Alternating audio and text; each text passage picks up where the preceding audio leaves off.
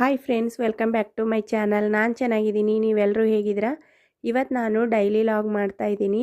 ಇವತ್ತು ಗುರುವಾರ ಇದೆ. ಗುರುವಾರ ನಮ್ಮ ಮನೆಯಲ್ಲಿ ನಾನು 9 ಗುರುವಾರ ಸಾಯಿ ವ್ರತ ಮಾಡ್ತಾ ಇದ್ದೀನಿ. ಸಾಯಿಬಾಬಾ ಪೂಜೆಗೆ ಇಲ್ಲಿ ಎಲ್ಲನೂ ರೆಡಿ ಮಾಡಿ ಇಟ್ಟಿದ್ದೀನಿ.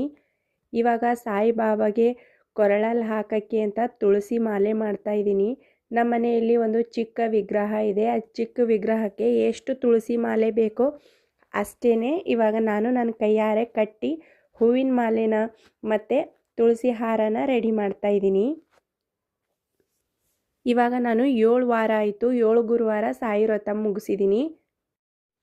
ಇನ್ನು 2 ಗುರುವಾರ ಪೂಜೆ ಇದೆ. ನಾನು ಬೆಳಗ್ಗೆ ಬೇಗ ಎದ್ದು ಕಸ ಗುಡಿಸಿ, ಮನೆ ಒರೆಸಿ, ಹೊಸಲೆಲ್ಲ ತೊಳೆದು, ಹೊಸಲಿಗೆಲ್ಲ ಪೂಜೆ ಮಾಡಿ, ಗೇಟ್ ಮುಂದೆ ನೀರು ಹಾಕಿ, ರಂಗೋಲಿ ಹಾಕಿ, ಹೊರಗಡೆ ಕೆಲಸ ಎಲ್ಲ ಮುಗಿಸಿದ್ದೀನಿ. ಮನೆಯಲ್ಲೂ ಕ್ಲೀನಿಂಗ್ ಎಲ್ಲ ಮುಗಿದಿದೆ. ಹಾಗೆಯೇ ನನ್ನ ಮಗಳಿಗೆ ಬೆಳಗಿನ ನಾಷ್ಟಕ್ಕೆ ರೆಡಿ ಮಾಡಿ ಅವಳಿಗೆ ಸ್ಕೂಲ್ಗೆ ಕಳಿಸಿದ್ದೀನಿ. ಅದಾದಮೇಲೆ ನಮ್ಮ ಯಜಮಾನರು ಅವ್ರ ಕೆಲಸಕ್ಕೆ ಅವ್ರು ಹೋದರು. ಅವರೆಲ್ಲ ಕೆಲಸ ಆದಮೇಲೆ ಎಲ್ಲರೂ ಕೆಲಸಕ್ಕೆ ಹೋದ್ಮೇಲೆ ಇವಾಗ ನಾನು ಪೂಜೆಗೆ ಸ್ಟಾರ್ಟ್ ಮಾಡ್ತಾಯಿದ್ದೀನಿ. ಇವತ್ತು ಸ್ವಲ್ಪ ಲೇಟ್ ಆಯಿತು. ನಾನೇನೋ ಪೂಜೆ ಮಾಡ್ತಾಯಿದ್ದೀನಿ ಅಂತ ಮನೆಯಲ್ಲಿರೋರು ಅವ್ರವ್ರ ಕೆಲಸಕ್ಕೆ ಟೈಮಿಗೆ ಹೋಗಬೇಕು. ನಾನು ಪೂಜೆ ಮಾಡ್ತಾಯಿದ್ದೀನಿ ಅಂತ ಬೇರೆಯವ್ರ ಕೆಲಸನ ನಾವು ಲೇಟಾಗಿ ಹೋಗೋಕ್ಕೆ ಬಿಡಬಾರ್ದು. ನಮ್ಮ ಕರ್ತವ್ಯ ಏನಿದೆಯೋ ಅದನ್ನು ಮೊದಲು ಮುಗಿಸ್ಬೇಕು. ಅದಾದಮೇಲೆ ನಾವು ಪೂಜೆ ಪುನಸ್ಕಾರ ಮಾಡ್ಕೊಂಡು ಹೋಗಬೇಕು. ಇಲ್ಲ ಅಂದರೆ ಬೆಳಗ್ಗೆ ಸ್ವಲ್ಪ ಹೊತ್ತು ಬೇಗ ಏಳಬೇಕು. ದಿನ 6 ಗಂಟೆಗೆ ಏಳ್ತೀವಿ ಅಂತ ಅಂದ್ಕೊಂಡ್ರೆ ಪೂಜೆ ಅದು ಎಕ್ಸ್ಟ್ರಾ ಏನಾದರೂ ಕೆಲಸ ಇದ್ದಾಗ ಒಂದು 5 ಗಂಟೆಗೆ ಎದ್ದರೆ ಕೆಲಸ ನೀಟಾಗಿ ಆಗುತ್ತೆ. ಆದರೆ ಇವತ್ತು ನನಗೆ ಎದ್ದೇಳೋಕ್ಕಾಗಿಲ್ಲ. ಯಾಕಂದರೆ ಬೆಳಗ್ಗೆ ತುಂಬ ಚಳಿ ಇದೆ. ಹಾಗಾಗಿ ಮನೆ ಕೆಲಸ ಮಾಡೋಕ್ಕೆ ನನ್ನ ಮನಸ್ಸು ಒಪ್ಪಲಿಲ್ಲ.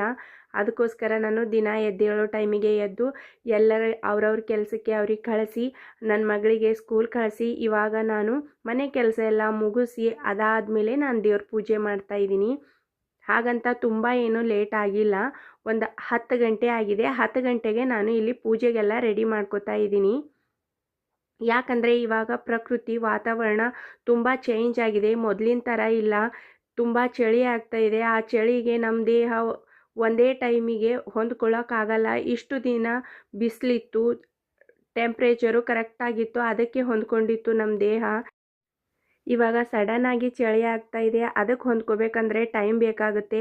ಎಲ್ಲನೂ ಅಷ್ಟೇ ಒಂದೇ ಟೈಮಿಗೆ ಬದಲಾಗಲ್ಲ. ಎಲ್ಲದಕ್ಕೂ ಸಮಯ ಕೊಡಬೇಕಾಗುತ್ತೆ, ಎಲ್ಲದಕ್ಕೂ ಟೈಮ್ ಕೊಡಬೇಕಾಗುತ್ತೆ. ಇವಾಗ ಬನ್ನಿ ನಾನು ಪೂಜೆ ಮಾಡೋಕ್ಕೆ ಎಲ್ಲ ರೆಡಿ ಮಾಡ್ಕೋತಾ ಇದ್ದೀನಿ. ಹಾಗೆಯೇ ಸಾಯಿಬಾಬಾ ವಿಗ್ರಹಕ್ಕೆ ಹೂವಿನ ಹಾರನೂ ನೋಡಿ ರೆಡಿ ಮಾಡ್ತಾಯಿದ್ದೀನಿ. ಚಿಕ್ಕದಾಗಿ ರೆಡಿ ಮಾಡ್ತಾಯಿದ್ದೀನಿ. ನಾವು ಜೀವನದಲ್ಲಿ ಹೊರಗಡೆ ಹೋಗಿ ಕೆಲಸ ಆದರೂ ಮಾಡಲಿ ಅಥವಾ ಮನೆಯಲ್ಲಾದರೂ ಕೆಲಸ ಮಾಡಲಿ, ಆದರೆ ಡೀಸೆನ್ಸಿ ಅನ್ನೋದಿರಬೇಕು, ಟೈಮ್ ಸೆನ್ಸ್ ಅನ್ನೋದಿರಬೇಕು. ನಾವು ಯಾವುದೋ ಎಕ್ಸ್ಟ್ರಾ ಪೂಜೆ ಮಾಡ್ತಾಯಿದ್ದೀವಿ, ನಾವು ಬೇರೆ ಏನೋ ಎಕ್ಸ್ಟ್ರಾ ಕೆಲಸ ಮಾಡ್ತಾಯಿದ್ದೀವಿ ಅಂತ ದಿನ ಮಾಡೋ ಕೆಲಸದಿಂದ ತಪ್ಪಿಸ್ಕೊಳ್ಳೋಕೆ ಹೋಗಬಾರ್ದು. ಯಾಕಂದರೆ ನಾವು ಮಾಡೋ ಒಂದು ಮಿಸ್ಟೇಕಿಂದ ಬೇರೆಯವರಿಗೆ ತೊಂದರೆ ಆಗುತ್ತೆ. ಅಂದರೆ ಇವಾಗ ನಾವು ಏನೋ ಎಕ್ಸ್ಟ್ರಾ ಪೂಜೆ ಮಾಡ್ತಾಯಿದ್ದೀವಿ, ಎಕ್ಸ್ಟ್ರಾ ಮನೆ ಕೆಲಸ ಮಾಡ್ತಾಯಿದ್ದೀವಿ ಅಥವಾ ಊರಿಗೆ ಹೋಗೋದಿದೆ ಅಂತ ಅಂದ್ಕೊಂಡು ಬೇರೆ ಕೆಲಸದಲ್ಲಿ ಬ್ಯುಸಿ ಆದರೆ, ಇವಾಗ ಮಕ್ಕಳು 9:30ಗೆ 10 ಗಂಟೆಗೆ ಸ್ಕೂಲ್ಗೆ ಹೋಗೋರು ಇರ್ತಾರೆ. ನಾವು ಅವ್ರಿಗೆ ರೆಡಿ ಮಾಡಿ ಕಳಿಸ್ಲಿಲ್ಲ ಅಂದರೆ ಅವ್ರು ಸ್ಕೂಲಿಗೆ ಹೋಗೋದು ಲೇಟ್ ಆಗುತ್ತೆ. ಇಲ್ಲಾಂದರೆ ಸ್ಕೂಲ್ಗೆ ಹೋಗಲ್ಲ ಅವರು. ಹಾಗಾಗಿ ಮನೆಯಲ್ಲಿ ಕೆಲಸ ಮಾಡೋರೇ ಆಗಲಿ, ಹೊರಗಡೆ ಕೆಲಸ ಮಾಡೋರೇ ಆಗಲಿ, ಟೈಮ್ ಫಾಲೋ ಮಾಡಬೇಕು. ಮತ್ತು ಏನು ಕೆಲಸ ಮಾಡಬೇಕೋ ಅದು ನಮ್ಮ ಕರ್ತವ್ಯ ಅಂದ್ಕೊಂಡು ಅದು ಮಾಡಲೇಬೇಕು. ಆ ಕೆಲಸ ಮುಗ್ದಾದ್ಮೇಲೆ ನಾವು ಬೇರೆ ಕೆಲಸ ಮಾಡೋಕ್ಕೆ ಹೋಗಬೇಕು. ಅಂದರೆ ಇವತ್ತು ನಾವು ಈ ಕೆಲಸ ಮಾಡಬೇಕು ಅಂತ ಇರುತ್ತೆ, ದಿನ ಕೆಲಸ ಇರುತ್ತೆ. ಆ ಕೆಲಸ ಮುಗ್ದಾದ್ಮೇಲೆ ಎಕ್ಸ್ಟ್ರಾ ಕೆಲಸ ಮಾಡಬೇಕೇ ಹೊರತು ದಿನ ಮಾಡೋ ಕೆಲಸನ ಬಿಟ್ಟು ನಾವು ಎಕ್ಸ್ಟ್ರಾ ಕೆಲಸ ಮಾಡ್ತಾ ಇದ್ದೀವಿ ಅಂತ ಅನ್ನೋದು ಮಾಡ್ಕೊಂಡು ಹೋದರೆ ದಿನ ಮಾಡೋ ಕೆಲಸ ಅಲ್ಲೇ ಕೂತಿರುತ್ತೆ. ಮತ್ತು ಬೇರೆಯವ್ರಿಗೂ ಅನಿಸುತ್ತೆ, ಇವರೇನಪ್ಪ ನಮ್ಮ ಬಗ್ಗೆ ಕಾಳಜಿನೇ ತೋರಿಸ್ತಾ ಇಲ್ಲ, ಏನೋ ಹೊಸ ಕೆಲಸ ಮಾಡ್ತಾ ಇದ್ದೀವಿ ಅಂತ ಅಂದ್ಕೊಂಡು ಇರೋ ಕೆಲಸ ಎಲ್ಲ ಬಿಡ್ತಾ ಇದ್ದಾರೆ ಅಂತ ಅನಿಸುತ್ತೆ. ಅದಕ್ಕೋಸ್ಕರ ಯಾವುದೇ ಕೆಲಸ ಮಾಡಿದ್ರೂ ನಾವು ದಿನನಿತ್ಯ ಮಾಡೋ ಕರ್ತವ್ಯನ ಮರಿಬಾರ್ದು. ಅದನ್ನು ಮಾಡಿನೇ ಎಕ್ಸ್ಟ್ರಾ ಕೆಲಸ ಮಾಡೋಕ್ಕೆ ಹೋಗಬೇಕು. ನಾನಿಲ್ಲಿ ಸಾಯಿಬಾಬಾ ಪೂಜೆ ಮುಗಿಸ್ದೆ. ಸಾಯಿಬಾಬಾ ಪೂಜೆ ಮಾಡೋದೆಲ್ಲ ವಿಡಿಯೋ ಮಾಡಿಲ್ಲ, ಯಾಕಂದರೆ ವಿಡಿಯೋ ತುಂಬ ಲೆಂತಿ ಆಗುತ್ತೆ ಅಂತ. ಸಾಯಿಬಾಬಾ ವಿಗ್ರಹದ ಮುಂದೆ ದೀಪ ಹಚ್ಚಿದ್ದೀನಿ. 2 ಎಣ್ಣೆ ದೀಪ ಹಚ್ಚಿದ್ದೀನಿ, 2 ತುಪ್ಪದ ದೀಪ ಹಚ್ಚಿದ್ದೀನಿ. ಹಾಗೆಯೇ ಸಾಯಿಬಾಬಾಗೆ ನೈವೇದ್ಯ ತೋರಿದೆ. ಸಾಯಿಬಾಬಾ 9 ಗುರುವಾರದ ಪುಸ್ತಕ ಓದಿ ಅದಾದಮೇಲೆ ಸಾಯಿಬಾಬಾಗೆ ಮಂಗಳಾರತಿ ಮಾಡಿ ಈ ಗುರುವಾರದ ಪೂಜೆ ಕಂಪ್ಲೀಟಾಗಿ ಮುಗಿಸ್ದೆ. ನಾನು ಮನೆಯಲ್ಲಿ ಬೆಳಗ್ಗೆ ಮತ್ತು ಸಂಜೆ ಸಾಂಬ್ರಾಣಿ ಹೊಗೆ ಹಾಕ್ತಾ ಇರ್ತೀನಿ. ಅದಕ್ಕೋಸ್ಕರ ಇದ್ಲು ಖಾಲಿಯಾಗಿತ್ತು. ಇದನ್ನು ನಾವು ಇದ್ಲು ಅಂತ ಕರಿತೀವಿ. ಇದನ್ನು ನಾನು ಕಾಸು ಕೊಟ್ಟು ಹೊರಗಡೆಯಿಂದ ತರಿಸಿದ್ದೀನಿ. ಇದೆಲ್ಲ ಹಳ್ಳಿ ಕಡೆ ಫ್ರೀಯಾಗಿ ಸಿಗುತ್ತೆ, ಆದರೆ ಇಲ್ಲಿ ದುಡ್ಡು ಕೊಟ್ಟು ತೊಗೋಬೇಕು. ನಾನು ಒಂದು 10-15 ಕೆ ಜಿ ಒಂದೇ ಸಾರಿ ತರಿಸಿ ಇಟ್ಟಿದ್ದೀನಿ. ಯಾಕಂದರೆ 1-2 ಕೆ ಜಿ ಕೊಡು ಅಂದರೆ ಇಲ್ಲಿ ಕೊಡಲ್ಲ. ಅದಕ್ಕೋಸ್ಕರ ಒಂದು 15 ಕೆ ಜಿ ತರಿಸಿ ಇಟ್ಟಿದ್ದೀನಿ. ನೋಡಿ ಇಲ್ಲಿ ಕಾಣಿಸ್ತಾ ಇದೆ ಎಲ್ಲ ಚೀಲದಲ್ಲಿ, ಇದು ಇದ್ಲು. ನಾನು ಎಷ್ಟು ಬೇಕೋ ಅಷ್ಟನ್ನು ಈ ಡಬ್ಬಿಯಲ್ಲಿ ತುಂಬಿಸಿ ಇಡ್ತೀನಿ. ಖಾಲಿ ಆದಾಗೆಲ್ಲ ಮತ್ತೆ ಡಬ್ಬಿಯಲ್ಲಿ ತುಂಬಿಸಿಡ್ತೀನಿ. ಈ ಚೀಲ ಸಮೇತ ಮನೆಯಲ್ಲಿಟ್ಟರೆ ಒಂಥರ ಡಸ್ಟು ಪುಡಿ ಪುಡಿಯಾಗಿ ಬ್ಲ್ಯಾಕ್ ಥರ ಉದುರ್ತಾ ಇರುತ್ತೆ. ಅದಕ್ಕೋಸ್ಕರ ನಾನು ಈ ಚೀಲನ ಟೆರೆಸ್ ಮೇಲೆ ಇಟ್ಟಿರ್ತೀನಿ. ಬೆಳಿಗ್ಗೆ ಮತ್ತು ಸಂಜೆ ಮನೆಯಲ್ಲಿ ಸಾಂಬ್ರಾಣಿ ಹೊಗೆ ದಿನ ಹಾಕೋದ್ರಿಂದ ತುಂಬ ಸಮಾಧಾನ ಇರುತ್ತೆ ಮನಸ್ಸಿಗೆ. ಒಂಥರ ಏನೋ ನೆಮ್ಮದಿ, ಮನೆಯಲ್ಲಿ ಶಾಂತಿ ಇದೆ ಅಂತ ಅನಿಸ್ತಾ ಇರುತ್ತೆ. ಮನಸ್ಸಿಗೆ ಒಂಥರ ಯಾವತ್ತಾದರೂ ಬೇಜಾರಾದಾಗ, ಮನೆಯಲ್ಲಿ ಏನೋ ಒಂಥರ ಸಮಾಧಾನ ಇಲ್ಲ, ಯಾಕೋ ಏನೂ ಕೆಲಸ ಆಗ್ತಾ ಇಲ್ಲ ಅಂತ ಅನ್ನಿಸ್ದಾಗ ದಿನ ನೀವು ಈ ಥರ ಸಾಂಬ್ರಾಣಿ ಹೊಗೆ ಹಾಕಿ ಮನೆಯಲ್ಲಿ ತುಂಬ ಪಾಸಿಟಿವ್ ಇರುತ್ತೆ. ಹಾಗೆಯೇ ನಾನು ಸಾಯಂಕಾಲ ದೇವರ ಹತ್ರ ದೀಪ ಹಚ್ಚಿ ಈ ಗುರುವಾರದ ಪೂಜೆನ ಕಂಪ್ಲೀಟಾಗಿ ಮಾಡಿದೆ. ನಾನು ಬೆಳಗ್ಗೆಯಿಂದ ಸಂಜೆವರೆಗೂ ಏನೂ ತಿಂದಿಲ್ಲ, ಉಪವಾಸ ಇದ್ದೆ, ಗುರುವಾರ ಉಪವಾಸ. ಹಾಗಾಗಿ ಇವಾಗ ರಾತ್ರಿ ಅಡುಗೆಗೆ ರೆಡಿ ಮಾಡ್ತಾಯಿದ್ದೀನಿ. ಗುರುವಾರ ಉಪವಾಸ ಇದ್ದಾಗ ಉಪ್ಪಿಟ್ಟು, ಅವಲಕ್ಕಿ, ಹಾಲು, ಮೊಸರು ಇದೇನು ತಿನ್ನಲ್ಲ ನಾನು. ಬರೀ ಉಪವಾಸ ಇರ್ತೀನಿ, ನೀರು ಕುಡಿತೀನಿ ಅಷ್ಟೇ. ತೀರಾ ಏನಾದರೂ ತಲೆ ಸುತ್ತು ಬರ್ತಾ ಇದೆ, ನನ್ನಿಂದ ಆಗ್ತಾನೇ ಇಲ್ಲ ಅಂತಂದಾಗ ಟೀ ಕುಡಿತೀನಿ. ಟೀನೂ ಕುಡಿಬಾರ್ದು, ಆದರೆ ನನ್ನಿಂದ ಆಗದೇ ಇರುವಾಗ ಟೀ ಒಂದು ಕುಡಿತೀನಿ. ಅದು ಬಿಟ್ಟರೆ ಏನು ತಿನ್ನೋದು, ಕಾಳು ತಿನ್ನೋದು ಆ ಥರ ಏನೂ ತಿನ್ನಲ್ಲ.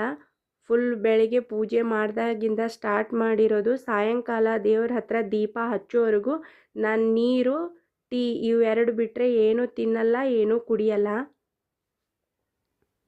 ತುಂಬ ಶ್ರದ್ಧೆಯಿಂದ ಭಕ್ತಿಯಿಂದ ಪೂಜೆ ಮಾಡ್ತಾಯಿದ್ದೀನಿ. ಇವಾಗೇ ಮಾಡ್ತಾಯಿದ್ದೀನಿ ಅಂತಲ್ಲ, ತುಂಬ ದಿನದಿಂದ ಈ ಸಾಯಿ ವ್ರತ ಆವಾಗವಾಗ ಮಾಡ್ತಾ ಇರ್ತೀನಿ ನಾನು. ಈ ಪೂಜೆಗಳು ಮಾಡೋದ್ರಿಂದ ಏನಾಗುತ್ತೋ ಬಿಡುತ್ತೋ ಗೊತ್ತಿಲ್ಲ, ಆದರೆ ಕಳ್ಕೊಳ್ಳೋದಂತೂ ಏನಿಲ್ಲ. ಮನಸ್ಸಿಗೆ ನೆಮ್ಮದಿ ಇರುತ್ತೆ, ಮನೆಯಲ್ಲಿ ಒಂಥರ ಪಾಸಿಟಿವಿಟಿ ಇರುತ್ತೆ. ಯಾವುದಾದ್ರೂ ಪೂಜೆ ಮಾಡಿ ಇದೇ ಪೂಜೆ ಮಾಡಬೇಕು ಅದೇ ಪೂಜೆ ಮಾಡಬೇಕು ಅಂತ ಏನಿಲ್ಲ. ಮನೆಯಲ್ಲಿ ಆವಾಗವಾಗ ಯಾವುದಾದ್ರೂ ಒಂದು ಪೂಜೆ ಮಾಡ್ತಾ ಇರಬೇಕು. ಮನೆಯಲ್ಲಿ ಇರೋರ ಮನಸ್ಸಿಗೆ ಮತ್ತು ನಾವು ಪೂಜೆ ಮಾಡೋರ ಮನಸ್ಸಿಗೆ ತುಂಬ ನೆಮ್ಮದಿ ಇರುತ್ತೆ. ಇಲ್ಲಿ ನಾನು ಮಂಗಳೂರು ಸೌತೆಕಾಯಿ ಬರುತ್ತಲ್ಲ, ಅದು ಪಲ್ಯ ಮಾಡ್ತಾಯಿದ್ದೀನಿ.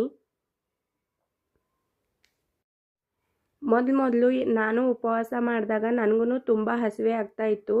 ಆದರೆ ಇವಾಗೇನೋ ಹಸಿವೆ ಆಗಲ್ಲ, ಯಾಕಂದರೆ ಅಭ್ಯಾಸ ಆದಂಗೆ ಆಗಿದೆ. ಹಸಿವಿನ ತಡೆಯೋ ಶಕ್ತಿ ನನಗಿದೆ. ಮೊದಲು ಹಾಗಾಗ್ತಾ ಇರಲಿಲ್ಲ. ಏನಾದರೂ ಯಾರಿಗಾದ್ರೂ ಅಡುಗೆ ಮಾಡಿಕೊಟ್ಟಾಗ, ಮನೆಯಲ್ಲಿ ಅಡುಗೆ ಮಾಡ್ತಾ ಇರುವಾಗ ನನಗೂ ಹಸಿವಾಗ್ತಾಯಿತ್ತು. ಆದರೆ ಇವಾಗ ಏನಿಲ್ಲ, ನಾನು ಎಲ್ರಿಗೂ ಯಾವ್ಯಾವ ಅಡುಗೆ ಬೇಕೋ ಅದನ್ನೆಲ್ಲ ಅಡುಗೆ ಮಾಡಿಕೊಡ್ತೀನಿ, ಆದರೆ ನಾನು ಊಟ ಮಾಡಲ್ಲ. ಬೆಳಗ್ಗೆ ಪೂಜೆ ಮಾಡಿದಾಗಿಂದ ಸಂಜೆ ದೇವ್ರ ಹತ್ರ ದೀಪ ಹಚ್ಚೋವರೆಗೂ ನಾನು ಏನೂ ತಿನ್ನಲ್ಲ. ಅಷ್ಟೊಂದು ಹಸಿವಿನ ನಾನು ತಡ್ಕೊಬಲ್ಲೆ.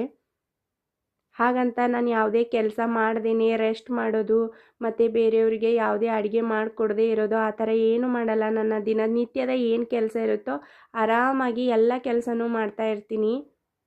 ನೋಡಿ ಇವಾಗ್ಲೂ ಅಷ್ಟೇ, ನಾನು ಇನ್ನೂ ಉಪವಾಸ ಇದ್ದೀನಿ ಬೆಳಗ್ಗೆ ಪೂಜೆ ಮಾಡಿದಾಗಿಂದ. ಹಾಗಂತ ನನಗೇನು ಬೇಜಾರಿಲ್ಲ, ತುಂಬ ಖುಷಿಯಿಂದನೇ ಮಾಡ್ತೀನಿ. ಯಾಕಂದರೆ ನನಗೆ ಪೂಜೆಗಳು ವ್ರತಗಳು ಮನೆಯಲ್ಲಿ ಮಾಡ್ತಾ ಇರೋದು ತುಂಬ ಇಷ್ಟ. ಹಾಗಾಗಿ ಇವಾಗ ನಾನು ಚಪಾತಿಗೆ ರೆಡಿ ಮಾಡ್ತಾಯಿದ್ದೀನಿ. ಬೆಳಿಗ್ಗೆ ಪಲಾವ್ ಮಾಡಿಕೊಟ್ಟಿದ್ದೆ. ನನ್ನ ಮಗಳು ಪಲಾವ್ ಬೇಕಂತ ಹೇಳಿದ್ಲು, ಹಾಗಾಗಿ ಪಲಾವ್ ಮಾಡಿದ್ದೆ. ಇವಾಗ ಚಪಾತಿ ಮತ್ತು ಮಂಗಳೂರು ಸೌತೆಕಾಯಿ ಪಲ್ಯ ಮಾಡ್ತಾಯಿದ್ದೀನಿ. ನನಗೆ ಉಪವಾಸ ಇರೋದು ತುಂಬ ಇಷ್ಟ. ನಾನು ಉಪವಾಸ ಆರಾಮಾಗಿ ಮಾಡ್ತೀನಿ. ನಮ್ಮ ಹಿರಿಯರು ಹೇಳ್ತಾ ಇದ್ದರು, ಆವಾಗವಾಗ ಉಪವಾಸ ಮಾಡ್ತಾ ಇರಬೇಕು, ವಾರಕ್ಕೆ ಒಂದು ಉಪವಾಸ ಮಾಡಲೇಬೇಕು ಅಂತ ಹೇಳ್ತಾ ಇದ್ದರು. ಆದರೆ ಇವಾಗ ಕೆಲವೊಬ್ಬರು ಇರ್ತಾರೆ, ಕೆಲವೊಬ್ಬರು ಇರಲ್ಲ. ಮನುಷ್ಯನಿಂದ ಮಾಡದೇ ಇರೋ ಕೆಲಸ ಯಾವುದೂ ಇಲ್ಲ. ದೃಢ ನಿರ್ಧಾರ ಮಾಡೋವರೆಗೂ ಆ ಕೆಲಸ ತುಂಬ ಕಷ್ಟ ಆಗುತ್ತೆ, ಅದು ಯಾವುದೇ ಕೆಲಸ ಆದರೂ. ಮನುಷ್ಯನಿಗೆ 2 ಮನಸ್ಸಿರುತ್ತೆ. ಒಂದು ಮನಸ್ಸು ಹೇಳುತ್ತೆ ಮಾಡು ಪರವಾಗಿಲ್ಲ, ಈ ಕೆಲಸ ಮಾಡೋದ್ರಿಂದ ನಿನಗೆ ತುಂಬ ಒಳ್ಳೆಯದಾಗುತ್ತೆ, ನೀನು ಮಾಡು ಕೆಲಸ ಅಂತ ಹೇಳುತ್ತೆ. ಇನ್ನೊಂದು ಮನಸ್ಸು ಹೇಳುತ್ತೆ ಅಯ್ಯೋ ಬೇಡ ಬಿಡು, ಇವತ್ತು ಮಾಡಬೇಡ ಕೆಲಸ, ಮುಂದೆ ಯಾವತ್ತಾದರೂ ಒಂದಿನ ಮಾಡು ಅಂತೆ, ಇವಾಗ ಬೇಡ, ಇವಾಗ ಆರಾಮಾಗಿರು ಅಂತ ಈ ಥರ ಮನಸ್ಸು ಹೇಳುತ್ತೆ. ಅದಕ್ಕೋಸ್ಕರ ನಾವು ಯಾವ ಕೆಲಸ ಮಾಡ್ತಾ ಇರ್ತೀವಿ, ಯಾವ ಕೆಲಸ ಮಾಡಬೇಕು ಅನ್ಕೋತೀವಿ, ಅದ್ರ ಮೇಲೆ ನಾವು ತುಂಬ ಧ್ಯಾನ ಕೊಟ್ಟು ಅದ್ರ ಮಾತು ಕೇಳಬೇಕು. ಇನ್ನೊಂದು ಮನಸ್ಸು ಬೇಡ ಅನ್ನತ್ತಲ್ಲ, ಆ ಮಾತು ಕೇಳಕ್ಕೆ ಹೋಗಬಾರ್ದು. ಆ ಮಾತು ಕೇಳಿದ್ವಿ ಅಂತಂದರೆ ನಾವು ಏನು ಮಾಡಬೇಕು ಅಂತ ಹೋಗ್ತೀವೋ ಆ ಕೆಲಸ ಆಗಲ್ಲ. ಮನಸ್ಸಿಗೆ ನಾವು ಕಂಟ್ರೋಲ್ ಮಾಡಬೇಕು ಹೊರತು ನಮ್ಮನ್ನು ಮನಸ್ಸು ಕಂಟ್ರೋಲ್ ಮಾಡೋವರೆಗೂ ಬಿಡಬಾರ್ದು.